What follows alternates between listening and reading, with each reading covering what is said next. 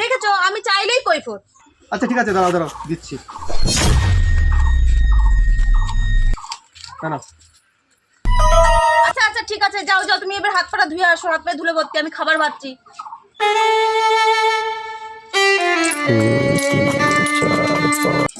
কি গো তুমি আজকে ডিউটিতে যাবে না? না না, আজকে কাজে যাব না, শরীরটা ভালো লাগছে না। তুমি একটা কাজ করো, ঝাল ঝাল করে মাংস রান্না করো, আমি একটু খেয়ে দিয়ে একটু রেস্ট নিই।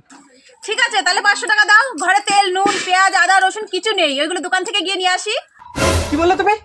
2 দিন আগেই তো তুমি বাজার টাজার করে নিয়ে আসলে। আরে কালকে যে তোমার ভাই এসেছিল 2-3 ভাগে রান্না করলাম, তা ফুরোবে না তো থাকবে? আচ্ছা ঠিক আছে, এই নাও ঝটপট দোকান থেকে কিনে এনে রাত্রে রান্না বান্না করো।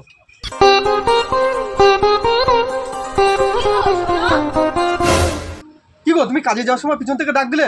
বলো কি হয়েছে বলো। বলছি কিছু টাকা দেবে, ভেবেছিলাম একটু গোবিন্দভোগ চালের পায়েস বানাবো। শালা কালপিট মেয়ে কোথাকার, হ্যাঁ? খালি শুধু টাকা টাকা টাকা টাকা টাকা। তোর মা বাবা কি টাকা দিয়ে জন্ম দিয়েছিল তোকে? কাজে বেরোনোর সময় পিছন দিক দিয়ে টাকা চাইতে না করে তুমি জানো না? শালা অপায় মেয়ে ছেলে কোথাকার।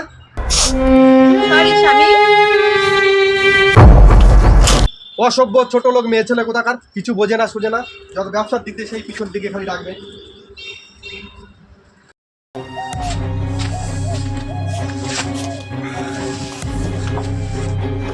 আরে স্বামী কি হয়েছে তোমার? হ্যাঁ জল খাবে জল?